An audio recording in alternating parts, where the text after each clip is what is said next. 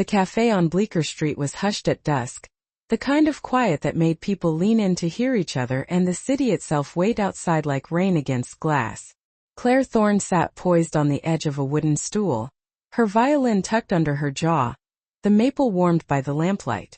She tuned to a soft A, letting the note ring out, then lowered her bow and stared at the empty chair in the second row. She always left it empty. It belonged to someone who was no longer alive and to a promise that could never be kept. She started with Bach because it steadied her hands. She closed her eyes. The bow drew a ribbon of sound through the room. The melody rose clear and bright, then softened like breath fogging a window pane. A couple of friends by the cappuccino machine stopped whispering. The barista stilled the milk frother. It wasn't a virtuoso's performance, but something more. Precise, unadorned truth. The bell over the door jingled. A man stepped in, the cold clinging to his jacket, a guitar case slung over his shoulder, black, scuffed, and covered in stickers like a life story told in fragments. A Wyoming antelope silhouette, a torn festival pass, a faded "see you soon." He kept his hood up, ordered an Americano, and chose the back corner with the wobbly table. He struggled to open the sugar packet with one hand, but his hand trembled just enough that he needed both. Claire switched to an old Irish air. The melody undid him. He didn't know the name, only the ache, the way it led to a place his choices had kept him away from for years. He looked up. She was small and severe in profile, her chestnut hair braided and pinned up, her mouth firm against the violin's chin rest like a vow. When she finished, he applauded once, quietly. He wasn't sure if he even believed in applause. Some songs felt closer to prayers. "Requests?" the barista asked the room. "Play something yours," he said before he even realized he'd spoken. Claire's eyes met his, dark and assessing. Her posture shifted just slightly. Not a flinch, not a smile. "Mine?" she asked, her voice low. "Yes," he said. "If you want to." She glanced at the empty chair and decided no. Or maybe she didn't decide. Maybe she just let the moment decide for her. She lifted the violin. A minor key unfolded, hesitant at first, then brave like a fledgling testing the wind. Halfway through she stumbled on a phrase. Grief sudden and raw rose in her throat. Her bow wavered. The man in the corner leaned forward slightly. Without getting up, he tapped his guitar case twice. A rhythm not loud, just enough to keep her going. 4 beats. Breathe. She found the phrase again. The melody resolved. The room exhaled. After the set, they met at the counter where the tip jar was overflowing with crumpled dollar bills. "That was," he said, searching for a word that wasn't trite, "undeniable." "Denial's the only thing that keeps most people upright," she said, unscrewing her mute and slipping it into her pocket. "Claire." "Daniel," he answered. He didn't offer a last name. The past few years had taught him that names could become headlines, and headlines could become traps. "Do you ever collaborate?" The word struck 2 flints together in her mind. Once collaboration had meant a future. Now it meant risk. "With whom?" she asked, not flirting, just being careful. He tapped the stickered case. "Songwriter." "I'm trying to," he almost said, "be less of a coward." Instead he said, "Find something honest again." Claire nodded, as if keeping time to a slow tempo. "Bring a chart," she said. "Tomorrow. Same time. If the weather holds." Outside, the city shuffled its gray cards. Inside, Claire looked at the empty chair one last time and pulled the cafe's spare stool over beside it. She hated the symbolism, but symbols had a way of forcing themselves on you. He left a $5 bill in the tip jar, and the doorbell jingled behind him like a metronome starting a count they hadn't agreed to follow. That night, Claire took the train to her one-room apartment in Washington Heights, placed her violin on the chair that had belonged to Michael, and wrote the first line of something in a notebook. Asterisk, the song doesn't fix the wound, it makes a window. Asterisk, across town, Daniel laid his guitar on his mattress, turned off the lights, and listened to the echo of her minor key until it settled into a melody he hadn't had the courage to write. The snow began as a rumor at midnight and woke the city completely transformed. The cafe smelled of cardamom and damp wool. Daniel arrived early and found the wobbly table less wobbly. Someone had slipped a napkin under the short leg. He tuned by ear, an E that drifted and then tightened as he listened. His voice, he hummed a bar then stopped. Once it had come so easily, stadium easy. Now it seemed to ask for permission. Claire arrived with her case strapped to her back like a second spine. Chart, she said, all business but not unkind. He unfolded staff paper covered in pencil scribbles, slanted chords. Working title. Between the lines. I don't know what the chorus wants yet. She studied the progression, capo on the 3rd fret, G-shaped to E minor to C with a suspended 4th, then a lift he'd notated as hold/let burn. She raised an eyebrow. Let burn? Chord language fails, he said with a wry smile. I mean the way a note refuses to resolve because it knows the truth isn't over. She positioned her violin under her chin. Play it. He did. The verse moved like winter sunlight across a kitchen counter, thin, but enough to see the dust motes dancing. Claire came in on the second pass with a harmony line. Tight thirds at first, then a counter-melody that tugged against his phrasing, both argumentative and right. He stopped. Too much, she asked. No, he said. It's what it wanted. They worked on the bridge. Claire insisted on a pivot, a minor to D over F sharp, because grief, she said, doesn't go straight to joy. It always detours. Daniel argued for simplicity. People need a place to sing along, he said. People also need to be surprised, she said, not looking up. You think surprise sells? He asked. I don't sell, she said. I play. Then, catching the flash of pride in her own voice, she softened. Sorry. That was too sharp. He shrugged. No, I deserved it. Why? Because I spent 3 years believing the market was my muse. They let the air cool. The barista brought 2 waters without being asked. On the wall behind them, a poster for a charity concert hung crooked. Notes for shelter. January 28th. Local musicians raising money for a women's shelter in Queens. Claire's bow clicked softly against the strings as she thought. Sing the chorus, she said. He did, low at first, ragged in the middle. Claire heard the damage, not injury exactly, but the way a rope frays where it rubs against a rough edge. She added a long-held note beneath him like scaffolding. He stood straighter within it. They wrote for 3 hours, speaking in chords and shorthand, the way builders talk with T-squares and nail sets. By the end the skeleton stood. It wasn't perfect, but it breathed. Play it tonight, Daniel said. Tonight? Open mic at the Blue Finch, he said. Lower East Side. Sticky floors, good ears. Nobody will remember us if it goes badly. Claire looked at the empty chair they'd left empty and then at the borrowed stool. She disliked omens. This one insisted again. I'll come, she said. On one condition. Name it. You don't run when it's hard. He swallowed, surprised at how easily she'd seen through his worst habit. Deal. They bundled up. The city had frozen itself into a silver map. Footprints held their detail like fossilized leaves. On the walk to the subway, Daniel said, I used to be in a band. My brothers, actually. You left, Claire said, not a question. I left. The word made an ugly, necessary shape in his mouth. At least you're honest, she said. He almost said, not yet. But honesty, he realized, is also a muscle, you build it with use. I'm trying. The train arrived in a roar.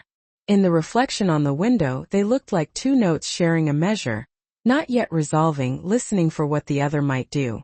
The Blue Finch had a carved wooden bird above the door, and a stage made of 3 pallets bolted together. The host, a former grade school teacher named Ava, wore a glittery beanie and called the room to attention with the authority of a woman who had once managed 28 8-year-olds in a windowless classroom. Next up we have, she looked at Claire and Daniel, her eyebrows raised in a question that assumed a band name existed. Claire and Daniel, Daniel said, resisting the urge to make something up. Truth muscle use. They climbed onto the pallets. Claire tested a note that found the room's peculiar frequency and settled it. Daniel adjusted the mic a notch down. He didn't trust his projection, not yet. He strummed the opening chords. Conversation quieted. The verse went the way it had in the cafe.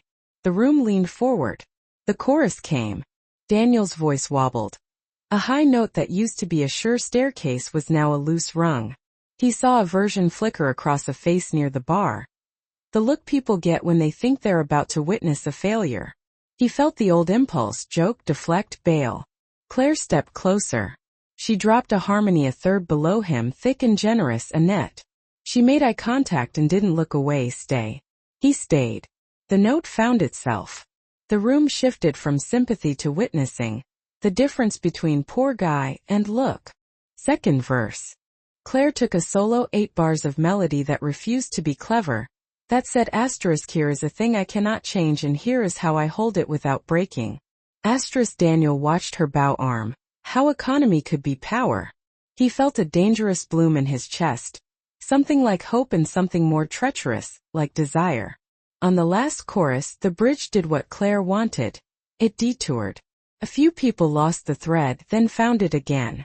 At the end, the silence was not empty but full, like a held breath.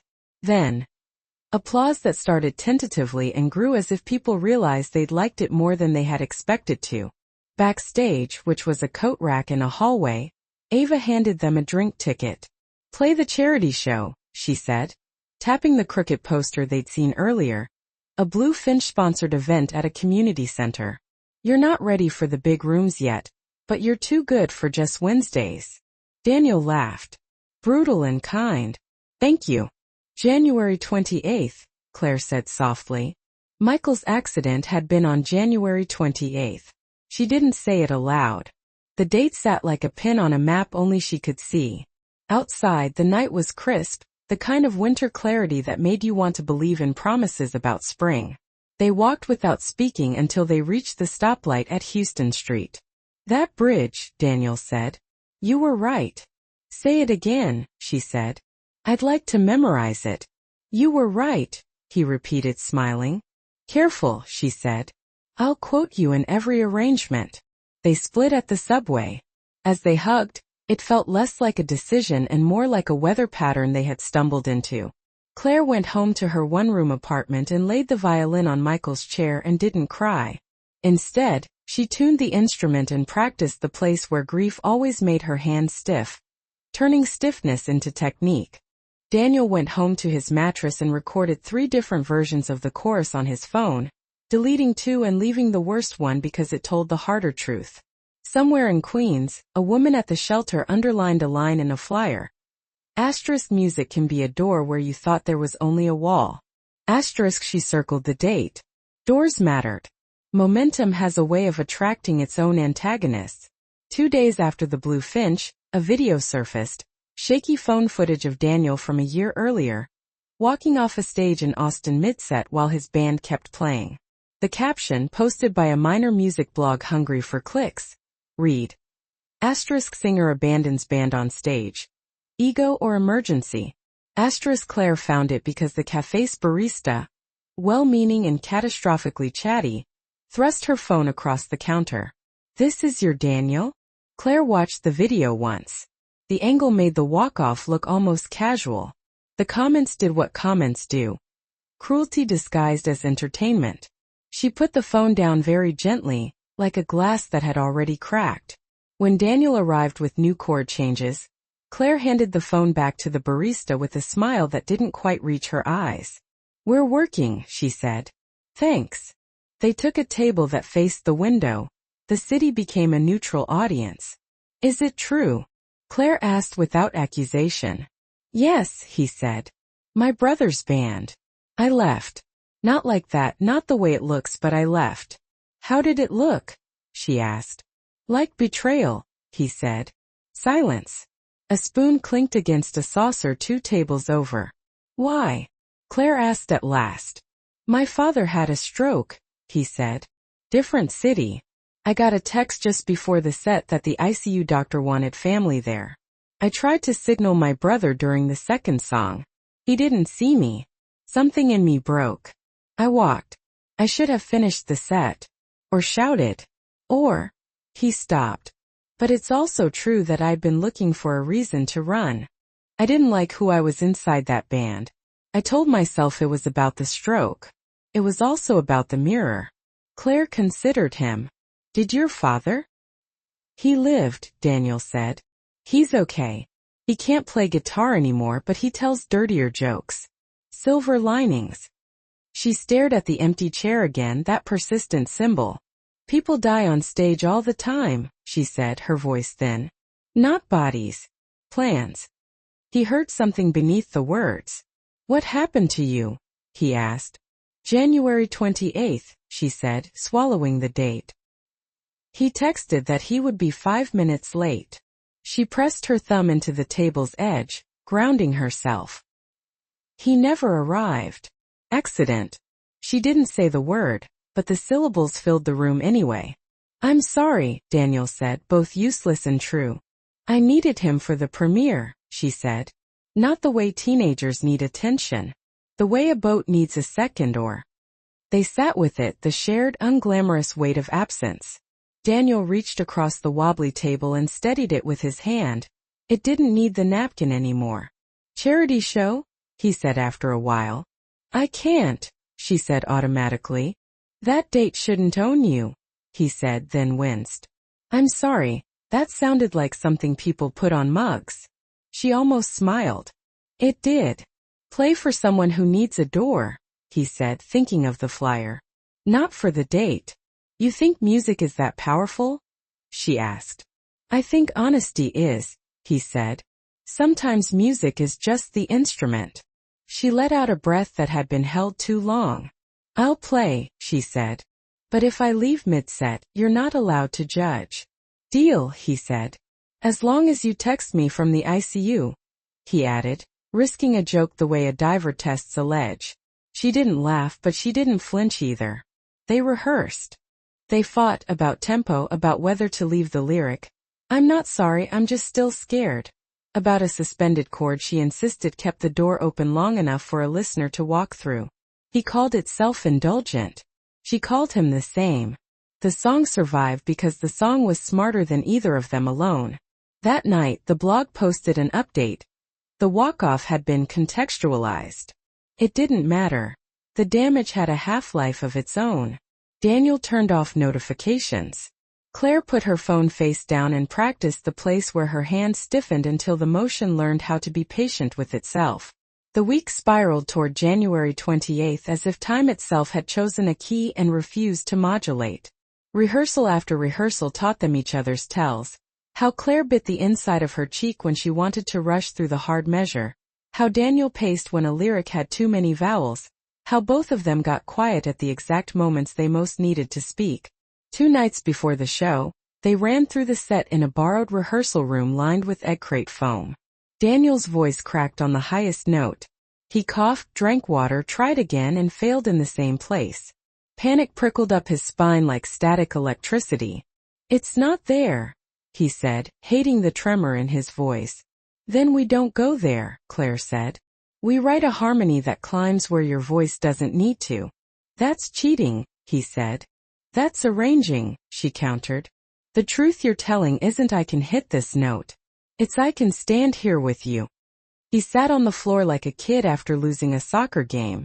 I used to be better. You're different, she said. Sometimes different is worse for a while. Sometimes it's truer. She stood above him, the violin scroll shadowing his knee. The intimacy of the closeness made his chest tighten. What if they hate it? He said. Then they hate it, she said. But someone will need it. He looked up. Do you always talk like a therapist with perfect pitch? I talk like a woman who survived January 28th, she said. Choose your cliches. They worked on the harmony. Claire built a ladder of notes that let him step across the gap instead of leaping. The bridge, once the focus of their argument, became their compromise. At the end of the night, the song felt like a room they both owned. After he left, Claire stayed. She put the violin down and sat on the scuffed floor, and allowed herself precisely 6 minutes to cry. She set her phone's timer. When it chimed, she wiped her face, stood and tuned to A. On the morning of the show, Queens wore a coat of hard blue sky. The community center smelled like old basketballs and detergent. Volunteers taped paper snowflakes to the cinderblock walls. The shelter's director, a woman with tired eyes and unwavering cheer, practiced her remarks at a whisper beside the stage. In the green room, which was a locker room with a curtain, Daniel stared at himself in the mirror taped to a locker. He touched the place on his throat where scar tissue felt like an old secret. He thought of his brother, of leaving, of coming back, of not knowing how to ask for forgiveness without turning the ask into another performance. Claire tightened her bow hair an eighth of a turn. "If you need to walk," she said, "I'll finish the song." "If you need to walk," he said, "I'll wait for you." They didn't touch, but the space between them became kind. Ava introduced them with that teacher's authority in her voice. The audience was a patchwork. Shelter residents, neighborhood families, a handful of Blue Finch regulars, 2 critics who would never admit they cried. Claire and Daniel crossed the tape line that marked the stage. The first verse told the simple truth. 2 people met in winter and didn't look away. The second verse admitted the harder truth. They were afraid. Then the chorus rose toward the place where the high note lived, and Daniel felt the familiar wobble. The edge that had cost him his pride and almost cost him everything. He looked to his right. Claire met his eyes and sent her bow up into the harmony ladder they'd built. He stepped onto it. His voice held. Not because it climbed higher than before, but because it carried more than one person. The audience felt the difference. Some called it chemistry. Some called it faith. The shelter's director called it the reason she had stayed in a difficult job for 15 years. They reached the bridge. The detour did what detours do. Created room to breathe. Claire played a 4-bar solo that nodded to Bach and then discarded his rules. Daniel sang the line he'd wanted to cut. "I'm not sorry, I'm just still scared," and the room answered with a silence that was not empty. On the final chorus they left a measure open, unwritten by design. An unfinished space where a listener could imagine their own line. Daniel felt the room lean into that absence and fill it with something private. He understood, in that measure, that a song is less a statement than a meeting place. The last note hung. A winter moth that refused to land. When it did, the applause came unforced and complete. Ava whooped. The shelter director pressed 2 fingers to her mouth, like offering a prayer. A critic who would later pretend to be immune to tenderness wiped his eye as if dust had blown there. Backstage, Claire and Daniel stood not touching again, their breath visible in the cold air that leaked under the door. "You didn't run," she said. "You didn't either," he said. They could have kissed then. The story could have followed the predictable path. Instead, Claire rested her forehead against his for a heartbeat, an old-fashioned gesture that said, "We're alive. Let's not rush the rest." He closed his eyes and heard, not applause now, but the echo of the unfinished measure, what they had left open on purpose.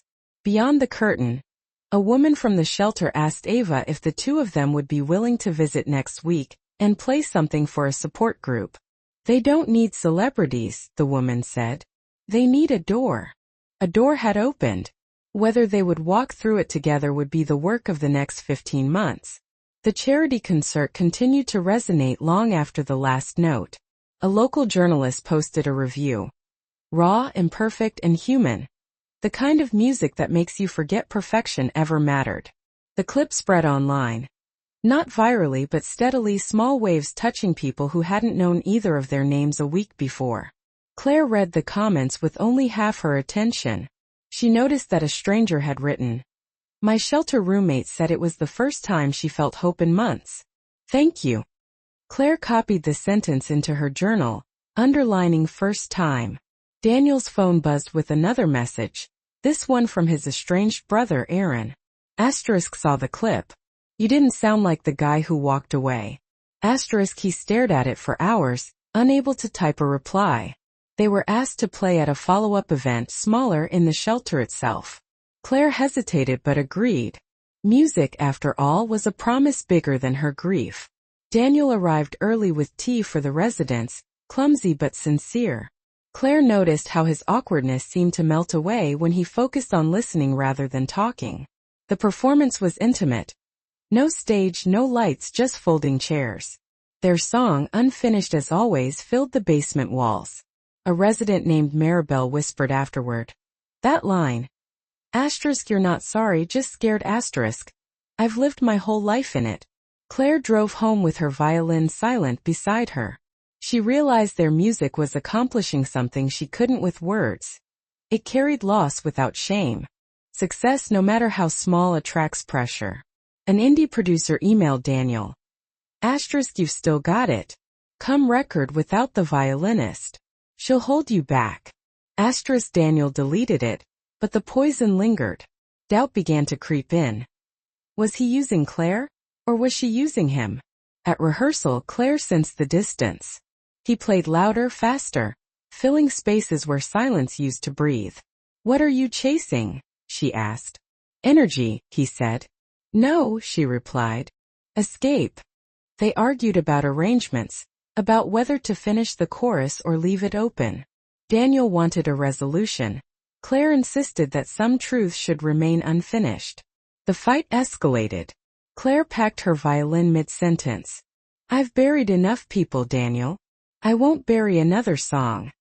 She left. Daniel sat alone, strumming chords that sounded like apologies, but somehow turned into accusations instead.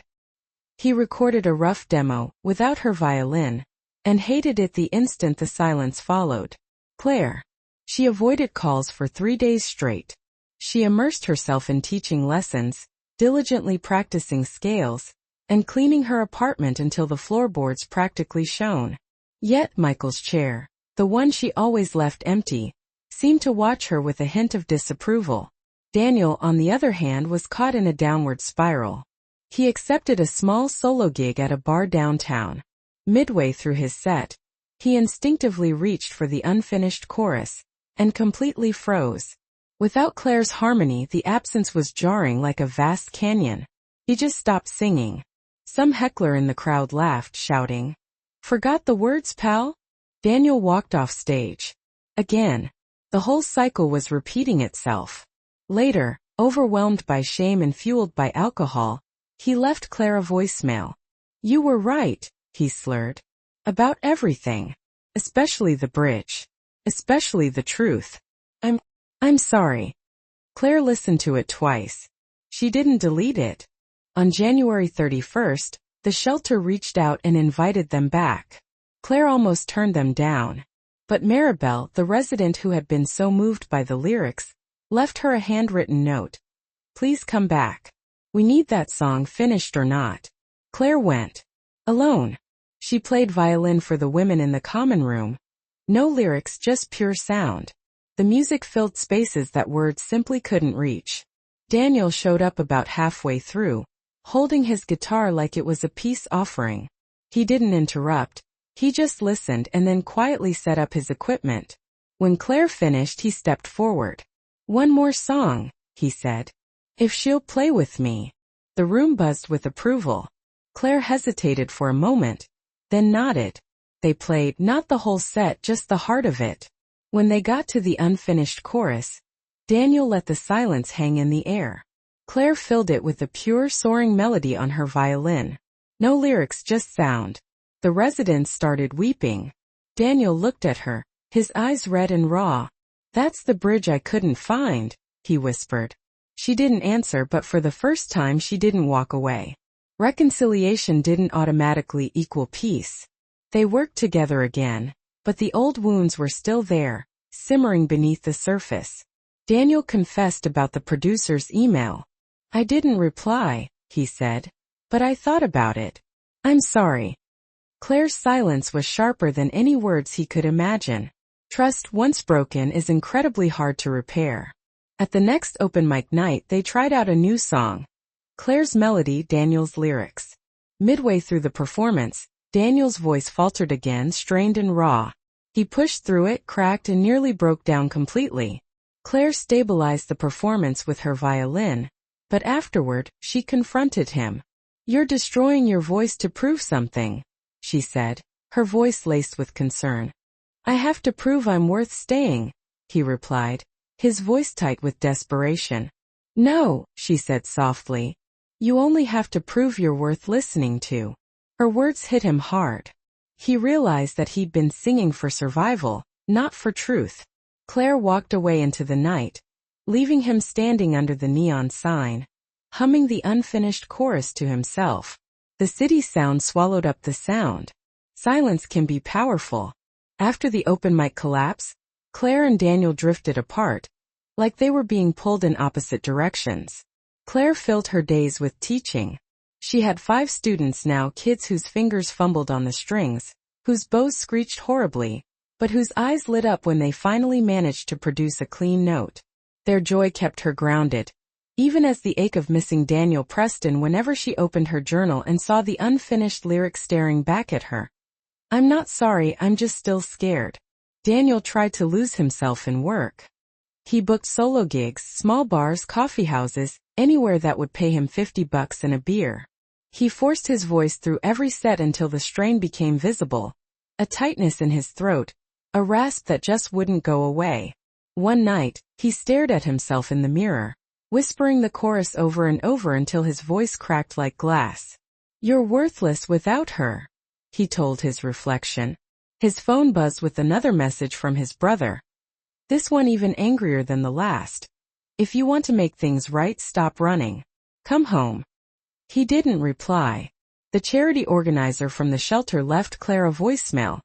We're hosting another event in the spring. People keep asking if you and Daniel will play again. She saved the message, but she didn't respond. The thought of facing him was too painful. Distance wasn't just physical, it was about pride. And pride, Claire realized, was heavier than grief. March arrived. The snow melted away, but the silence lingered. One evening, Claire walked past the cafe on Bleecker, and froze at the sound of Daniel's voice drifting out the window. She hadn't expected it to hurt so much.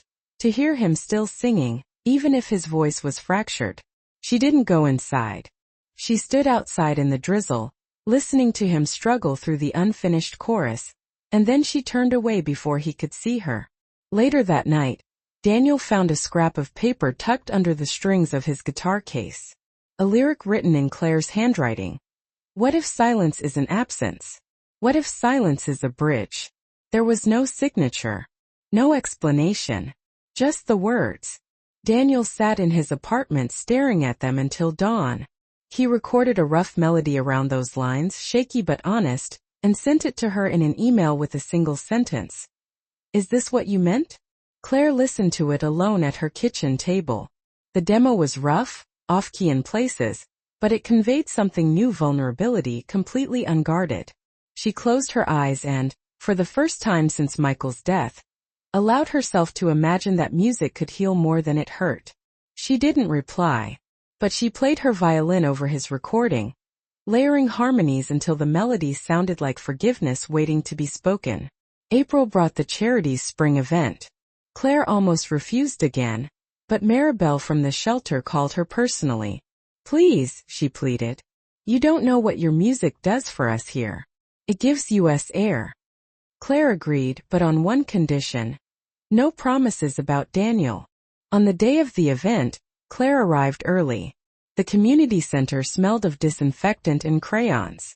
She sat up by herself, her bow trembling as she tuned her violin. She hadn't seen Daniel in 2 months. He arrived late, his guitar slung over his shoulder, his eyes tired. When he saw her, he froze and then managed to say a quiet, Claire. Daniel. There was an awkward silence. Then the shelter director clapped her hands together. You two are up. No rehearsal. No time to prepare. Just a choice. They stepped onto the small stage uncertain. Daniel began strumming the demo melody, the one from her scrap of lyrics. Claire hesitated and then raised her bow. The room went still. The music unfolded like a conversation in a language they both understood. His chords asked questions, her violin answered. The unfinished chorus arrived, and this time, instead of silence, Claire filled it with the harmony she'd written in her apartment. Daniel looked at her surprised and then sang the words she'd left him. What if silence isn't absence? What if silence is a bridge? The audience erupted, not in polite applause, but in tears, cheers, and cathartic release. For them, it wasn't about Claire and Daniel's personal history. It was about survival, connection, and the proof that even broken voices could still carry the truth. Afterward, in the green room, Daniel whispered, "You saved the song." Claire shook her head. "No. The song saved us." They started meeting again, cautiously. Not every day, not even every week, but enough to rebuild a rhythm. They didn't talk about what had happened between them. They just played. Each session they worked on the silent bridge, the song that had been born from her scrap of lyrics. It became their anchor, a melody that demanded balance. His worn voice, her grieving strings. Together, they created something neither of them could have done alone. One afternoon, Claire found herself laughing at a clumsy chord he played, and the sound startled her. It had been years since laughter had felt natural. Daniel froze and then smiled carefully, afraid to break the moment. But the outside world pressed in. A small indie label had heard about them and offered them an invitation to record. Daniel's face lit up. Claire flinched. She wasn't ready for contracts, for deadlines, for the ruthless machinery of an industry that chewed up souls. "We're not there yet," she said. "When will we be?"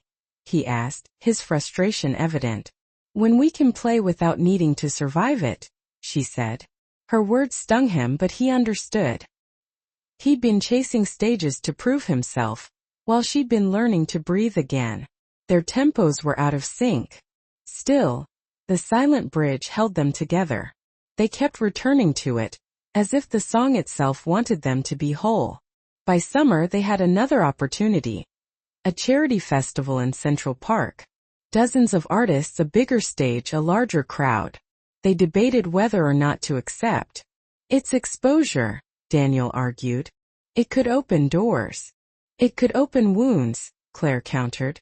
In the end they agreed, not for themselves but for the shelter that had asked them. On the day of the festival, the park was buzzing with energy. Vendors shouted, children laughed, and banners flapped in the breeze. Claire nearly backed out when she saw the crowd, hundreds, maybe thousands of people, but Daniel touched her shoulder. "One song at a time," he said.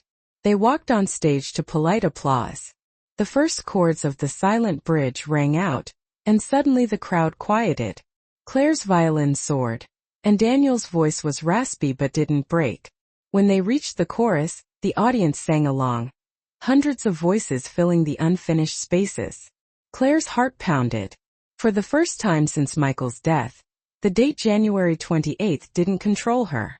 The music did. At the final note the crowd roared. Claire looked at Daniel. He wasn't the broken man she'd met months ago in a cafe corner. And she wasn't the grieving ghost who left chairs empty. They weren't completely healed, but they were alive together, carried by a song that had built a bridge where silence had once stood. The Central Park Festival changed everything. Not because it launched them into stardom, but because it proved that they were more than just fragments pieced back together. They were a force, imperfect, unpolished, but undeniable. That night, back in Claire's apartment, they sat with takeout containers between them, still buzzing from the performance. Daniel tapped the table with his chopsticks, humming the crowd's echo of the chorus. Claire smiled. A genuine smile that lit the small room brighter than any lamp. "Do you hear it?" he asked. "Hear what?" "The way they sang with us. That wasn't just a song, it was a confession. Thousands of people sang the same thing at once." Claire nodded. A confession or a prayer. They grew closer after that. Rehearsals turned into long evenings of laughter and sharing their scars. Daniel told her about his guilt regarding his brother, about how he'd abandoned him on stage in Austin. Claire told him about Michael, the fiancé who never came home, the ghost who still occupied a chair in her life. One night, as they worked on a new song, their hands brushed over the sheet music. Daniel didn't pull away. Neither did Claire. The silence between them wasn't an absence anymore. It was a promise. And when he finally kissed her, it wasn't like fireworks. It was softer, slower, like two notes resolving after being suspended for too long. But love, like music, is fragile. And storms were already brewing. Momentum attracted danger. Their names started appearing in small blogs, music sites, and even a local paper. the duo who found healing through song. Bookings increased. Crowds grew larger. The industry started to take notice. But with the attention came pressure. One night after a show, Daniel coughed violently backstage, clutching at his throat. Claire brought him water, panic in her eyes. "You're pushing yourself too hard," she warned. "I'm fine," he rasped, his voice raw. But he wasn't. Weeks later, a doctor confirmed what Claire had feared. Strained vocal cords, with the possibility of permanent damage if he didn't rest. "No singing for at least 3 months," the doctor said firmly. "Or you could lose your voice forever." Daniel went into a tailspin. Singing wasn't just a performance, it was his identity. The silence felt like exile. He snapped at Claire, at himself, and at the world. "Without my voice, who am I?" Claire's reply was steady, even though her heart ached for him. "You're the man who walked into a cafe and made me play again. You're the man who turned silence into a bridge. You're more than just a voice." But Daniel didn't believe her. The nights grew heavy with frustration. Claire tried to hold them together, but the cracks kept widening. For the first time since the festival, the music felt like it was slipping away. Summer faded into autumn. Daniel avoided gigs, too ashamed to face a crowd without his voice. Claire kept playing solo, sometimes for the shelter, sometimes just in her apartment. Music still sustained her, but without Daniel's voice alongside hers, it felt incomplete. One evening, Aaron, Daniel's brother, showed up unannounced. Claire opened the door to find him standing there awkwardly, holding a guitar case. "Is he here?" Aaron asked. Daniel appeared from the bedroom, stunned. The tension between them was a storm waiting to erupt. "You left me," Aaron said bluntly. "But I've been watching you and I see it now. You're not the same man who walked off that stage. You've changed. And you don't need to do this alone anymore." Daniel's throat tightened. Whether from the injury or the emotion, Claire couldn't tell. He gestured to a notepad where he'd been scribbling lyrics. His voice was too weak to say the words, but Aaron read them aloud. "The last song isn't the end. It's the truth we finally sang." Claire placed her violin on the table. "Then maybe the last song isn't yours alone. Maybe it never was." Word spread that Daniel and Claire would be performing one final time before his vocal rest. Possibly forever. The venue? A modest theater downtown. Tickets sold out within hours. Backstage, Daniel paced, clutching his throat. Claire tuned her violin with calm precision, even though her hands were trembling. "You don't have to do this," she whispered. "I do," he rasped. "Even if it breaks me." When they walked on stage, the audience rose to their feet, giving them a standing ovation before they'd even played a single note. Claire began with a haunting violin solo, low, aching, like memory-given sound. Daniel joined in softly, his voice frayed but fierce. Every word carried weight, and every crack in his voice revealed another truth. The unfinished chorus arrived. Instead of pushing through it, Daniel stopped singing. The theater fell silent, and then slowly the audience began to sing.